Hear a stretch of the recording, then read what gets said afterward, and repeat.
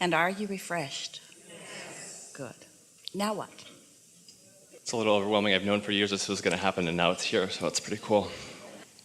So, for most of my life, I've been struggling with depression, anxiety, body dysmorphia, and since coming into remembering the truths of what you bring, I realized that my struggling with those things is because of the false beliefs. The struggle is really between me and me, isn't it? Correct. I go this way, my inner being goes this way. That is the struggle.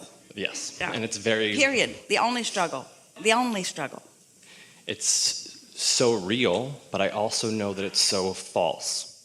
It manifests in a real way. It's real. It's real. It's not necessary, but it's real. And the closer I come into alignment with my true self. Or when I do. When I do.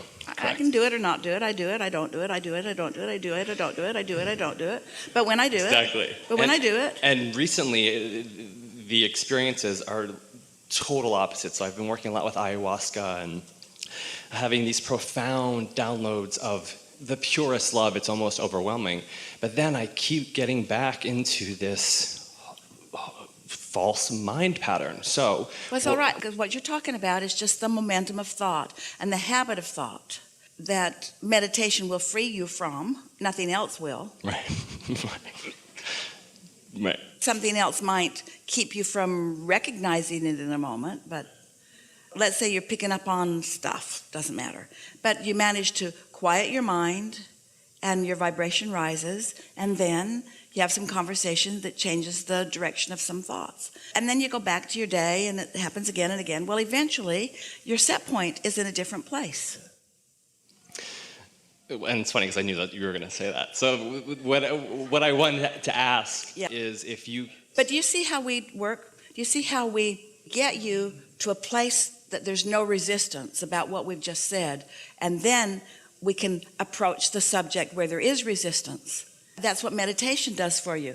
Takes you to a place of no resistance, and then you go back into the world and you reintroduce the resistance, but now you've reintroduced it at a different level. It really is the process of bridging thoughts. It really is the process of clarifying your vibration. Yes, because you can't do it by wrestling the problem to the ground and killing it. Right. So what I want to use this interaction for is to ask you, let me pause for a second. I want to use this as a catalyst to move on and like to truly just be who I know I am, right? So what I want to ask is if you could give us... Do you know what the best catalyst to that is?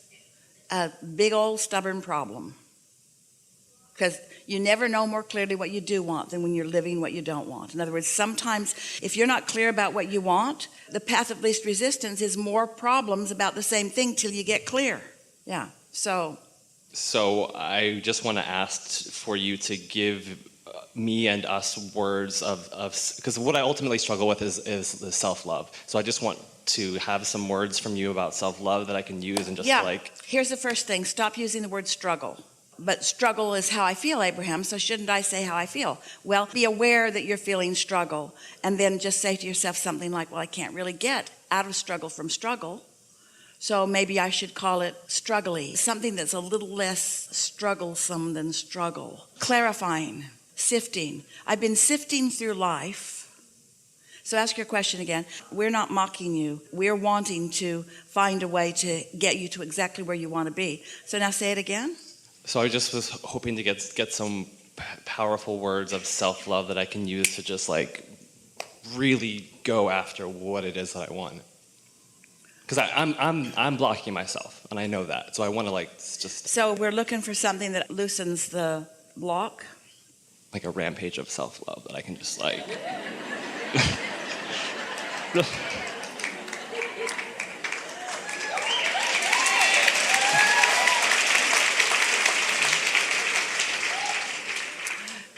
Pretty good way of saying it, because your inner being is yourself also.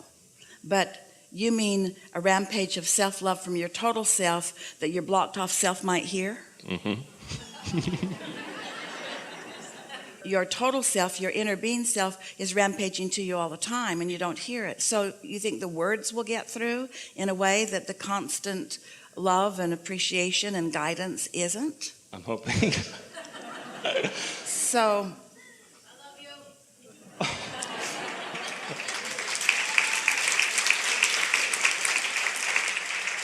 I don't know if you're talking to me or Abraham, but I love you too.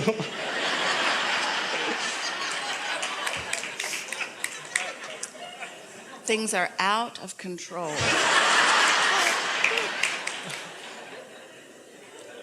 We're reaching for your path of least resistance. And we want you all to hear that sometimes what you're asking for in the moment, you're not ready to let in. So what you get back is the letting in process rather than what you're asking for. So we're going to start in even a deeper place than what you've asked for, and then we'll get there, and maybe you'll meet us there, and maybe you won't. Maybe you'll meet us there, maybe you won't. You could meet us there, but maybe you won't. You might meet us there, but maybe you won't. You could, but maybe you won't. It doesn't matter if you do or you don't, because you can get there eventually. So this could be a good time, or maybe not, but it's probably a good time. It probably is. Feels like a good time, so you'll probably get there. You'll probably hear. Now, you see what we're doing? We're just giving you the license to get there or not, to acknowledge that you have a desire that you might be ready for or not, because words are really cheap. A lot of people offer lip service, but we're not wanting to just give you words. We're wanting you to find resonance with who you really are. That's what you're reaching for. You're not asking for our words. You're asking for an inspiration to your resonance. Well, your resonance is about what you're doing. And so sometimes if people go too far, too fast, then it's just more words. So the universe doesn't work that way, because the universe knows where you are and what's best for you to hear. So here we'll give our best answer for what you are asking for. We're going to speak back and forth from your perspective and ours, and you'll know which we're doing. So we'll start first with you.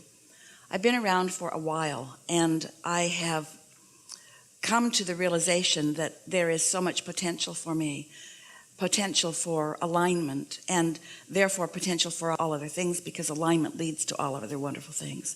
It's come to my attention that there's potential for my alignment, that I'm not quite reaching my full potential. I've been practicing thoughts, I guess a lot of people do. I've been practicing thoughts that haven't really let me understand who I am, how I have purpose, how I have value. I can often love others. In fact, it's what my default setting is. I turn my attention to others often, and that gets me going, and that always feels good. But it's hard for me to let love into me. I don't know why. I've been blocking it for a long time. I don't really even understand why. Just a habit that got started. I didn't understand it. I developed patterns. Other people responded to those patterns. So I suspect that from very early age, people wanted to love me, and I just wouldn't let it in because I felt unloved. Now, isn't that just a ridiculous, vicious circle that I got going for myself? I felt unloved, so I didn't let love in, and because I didn't let love in, I felt unloved. And then I didn't feel loved, so I didn't let love in, and then because I didn't let love in, then I didn't feel loved, and then people couldn't love me because I wasn't letting love in. And I just developed a sort of pattern that nobody could really see, because on the surface, I looked sort of normal and behaved sort of the way that I'd learned to behave, but I don't really understand why I wasn't really letting love in. But the one thing that has come from all of that is I've come to a keen awareness that I want to let myself be loved. I thought I wanted to be understood. And as I've been listening to Abraham for a while, I realized that that's not really the quest, because being understood is really an impossible thing, because when you ask somebody to understand you, you need to immediately snap them into your same vibration. And that's an impossible thing. Everybody's got their own vibration going. So I think somewhere I got confused.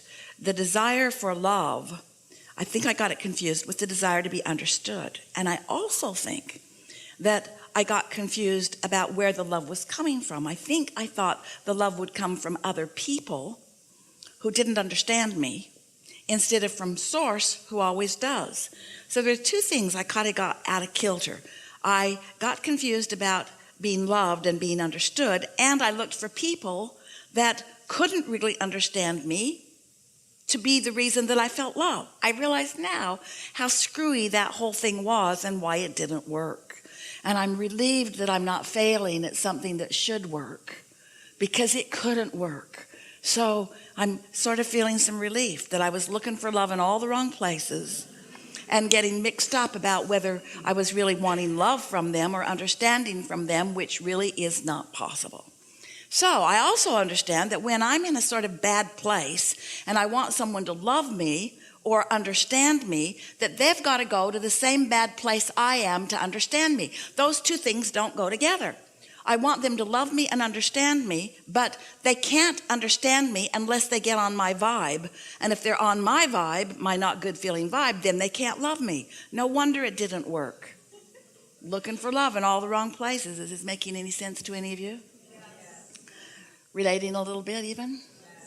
Yes. So now I've kind of got that squared away. Now I realize that as lovely as people are, and as much as I love so many of them, and as much as I love being in this body and here in this world and on this leading edge, that I want to express love to them, but mostly I want to connect with love. Because if I don't let myself be loved, if I don't let this vessel that is me open to love, then I can't really love anybody else, not in a way that's meaningful to them.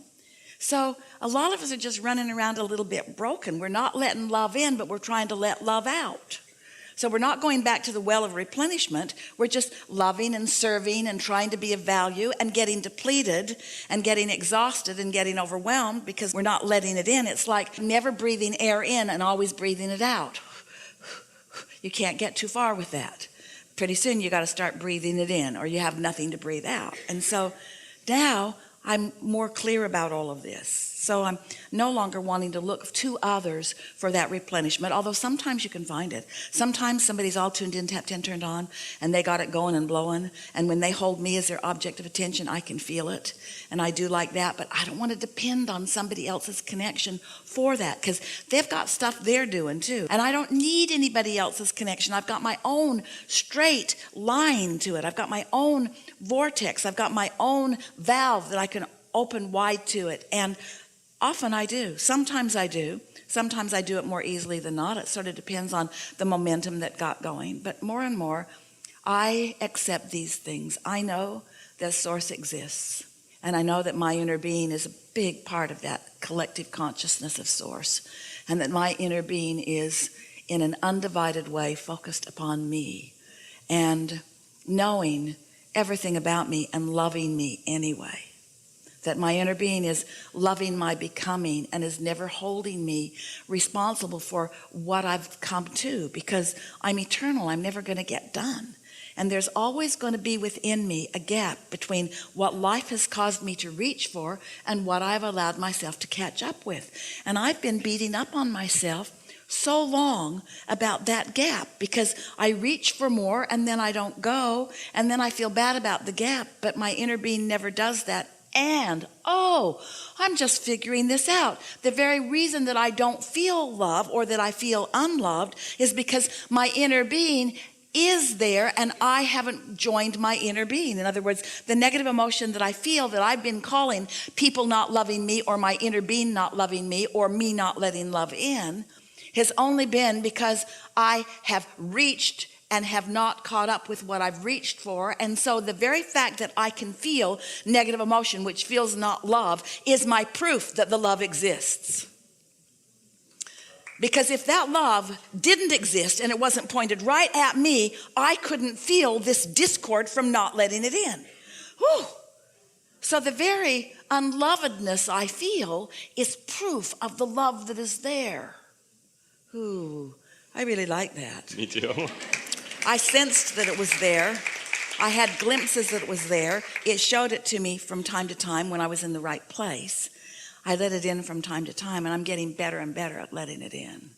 I know that my inner being loves me, and I'm in the mood right now to hear some from my inner being. I'd like my inner being to explain to me a little bit what their perspective of me is. I'd like to know how my inner being sees me, and I'm in a better place now than I was at the beginning of this conversation. So I have a better chance of letting more of it in than I was at the beginning of this conversation. So I'll just listen for a minute and I'll hear what my inner being has to say about me.